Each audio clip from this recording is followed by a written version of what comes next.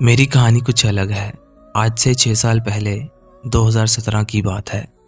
मैं अपनी दोस्त को मैसेज कर रही थी कि अचानक मुझसे एक रॉन्ग नंबर पर मैसेज हो गया। वो एक लड़का था। मैं इस गलतफहमी में उससे बात करती रही कि मेरी दोस्त मुझसे झूठ बोल रही है कि वो एक लड़का है। हम रोज़ बात करते, लेकिन जब मुझे पता चला कि ये एक लड़का है तो मैंने उसे अपना भाई बोल दिया। वो गुस्सा करने की बजाय मेरा मुंह बोला भाई बन गया। हमारी रोज़ बात होती थी। उनके घर में सबको मेरा पता था, लेकिन मेरे घर में मेरे भाई के बारे में सिर्फ मेरी आप ही को पता था, क्योंकि हम देहात के रहने वाले लोग थे और वो भी हमारे गांव में ही रहता था। अब आप लोग ये समझ रहे होंगे कि ऐसा कब होता है।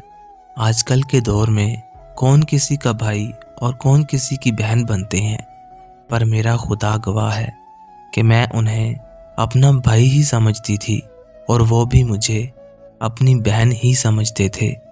मैंने आज तक अपनी लाइफ में उन जैसा सच्चा इंसान नहीं देखा। वो मुझे अपनी सगी बहनों से ज़्यादा इज्जत देते थे। इसी तरह हमें बात करते करते 7 महीने गुजर गए। मेरी मंगनी हो चुकी थी और फिर शादी हो गई।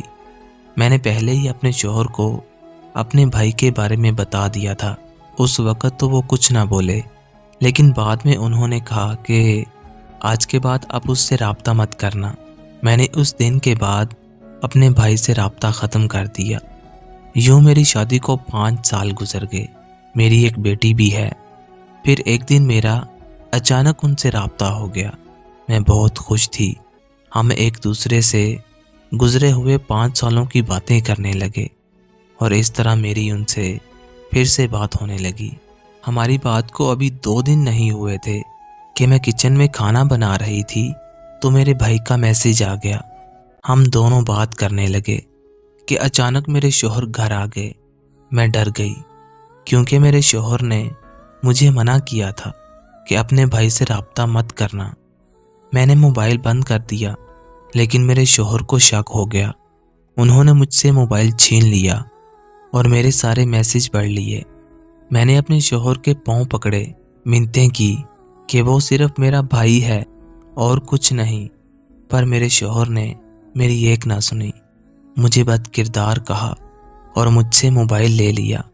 पूरी रात मैं अपने शौहर के पांव पकड़ती रही कि जो आप समझ रहे हैं ऐसा कुछ भी नहीं है, लेकिन मेरे शौहर ने मेरी एक ना सुनी।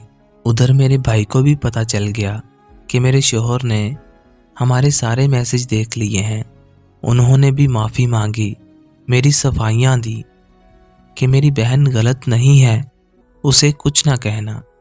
भाई ने कहा कि मैं कसम उठाता हूँ कि आपकी बीवी सिर्फ मेरी बहन है और कुछ नहीं, लेकिन मेरे शौहर ने उनकी एक ना सुनी। यूँ सारी रात रोते रोते गुजर गई। सुबह हुई तो मेरे शौहर ने मेरे भाई को मैसेज किया कि मुझे तुमसे मिलना है। भाई ने हाँ कर दी। मेरा शौहर तैयार होने लगा तो अचानक मेरी नज़र उनके पिस्तौल पर पड़ी। ये देख के मेरे पाँव से ज़मीन निकल गई। मैंने अपने शौहर से माफ़ी मांगी कि मेरे भाई के साथ कुछ ना करना, मैं सब कुछ छोड़ दूंगी, नहीं बात करूंगी अपने भाई से, पर उसे कुछ ना कहना। मेरे शौहर ने मुझे रूम में बंद कर दिया। उधर मेरा भाई बार बार मैसेज कर रहा था कि आप कहाँ हैं, मैं आपको लेने आ जाता हूँ, आप हमारे घर आ जाएं। लेकिन मेरे शौहर ने उनके घर जाने से इनकार कर दिया और मेरे भाई को एक वीरान जगह पर ले गए। इधर मैं रो रो के पागल हो रही थी कि मेरी वजह से मेरा भाई मुसीबत में पड़ गया। मैंने खुदा से दुआ की कि ऐ मेरे खुदा कि मेरे शौहर के दिल में रहम डाल दे, और सजदों में गिर गई। उधर वो दोनों एक वीरान जगह पर मिले। मेरे शौहर ने मेरे भाई से सारी बात पूछी। मेरे भाई ने सब कुछ बता दिया और मेरे भाई ने मेरे शौहर के पाँव पकड़े कि मेरी बहन को कुछ मत कहना। अगर मेरी बहन गलत होती तो शादी के बाद तुम्हें मेरे बारे में क्यों बताती।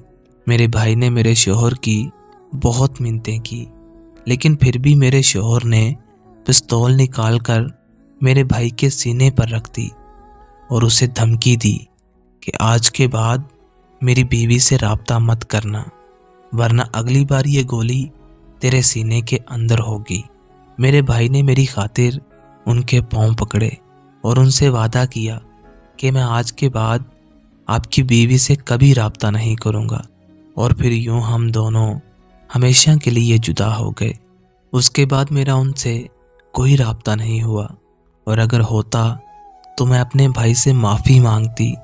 जो कुछ उनके साथ मेरी वजह से हुआ, उन्होंने खुद की जान की फिक्र किए बगैर मेरे लिए सब कुछ किया।